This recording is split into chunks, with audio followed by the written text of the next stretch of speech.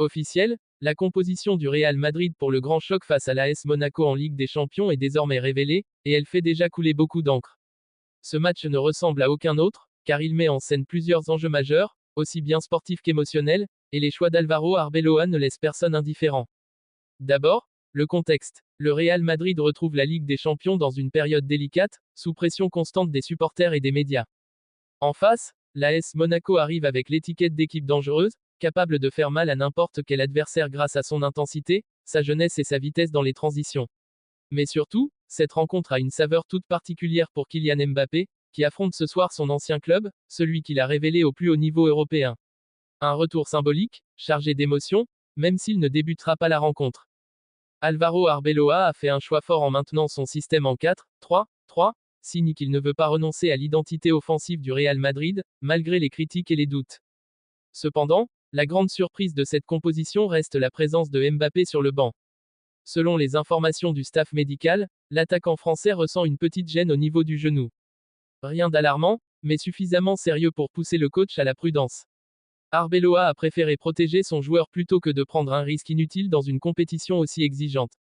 Un choix qui divise profondément les supporters, certains comprennent cette décision responsable, d'autres estiment qu'un match de Ligue des Champions face à Monaco, et face à son ancien club, mérite la présence de Mbappé dès le coup d'envoi. Autre décision très commentée, l'appel de 2 joueurs du centre de formation dans le groupe pour cette rencontre européenne. Un signal clair envoyé par Arbeloa, qui veut montrer qu'il croit en la jeunesse et qu'il est prêt à offrir des opportunités aux talents de la Cantera, même dans un contexte de très haut niveau. Pour ces jeunes joueurs, c'est une occasion unique de se montrer, de gagner en expérience et peut-être de convaincre le staff qu'ils peuvent s'installer durablement dans la rotation de l'équipe première. Sans Mbappé au départ, la responsabilité offensive sera répartie entre les autres attaquants, qui devront élever leur niveau de jeu et assumer le poids du match. Face à un Monaco discipliné, agressif et très rapide en contre-attaque, le Real Madrid devra faire preuve de maîtrise, de solidarité et surtout de caractère. Chaque détail comptera, chaque erreur pourrait coûter cher, et la gestion du tempo sera déterminante. L'un des grands moments attendus de la rencontre pourrait bien être l'entrée en jeu de Kylian Mbappé en seconde période. Face à son ancien club, dans un match potentiellement serré, son apparition pourrait totalement changer la dynamique et faire basculer la rencontre. Les supporters l'attendent, les adversaires le redoutent, et le stade pourrait s'embraser à ce moment-là. Ce Real Madrid, Monaco s'annonce donc comme une soirée européenne électrique, pleine de tensions, de suspense et de décisions fortes. Les choix d'Arbeloa seront scrutés à la loupe, et le résultat pourrait avoir un impact majeur sur la suite de la saison madrilène.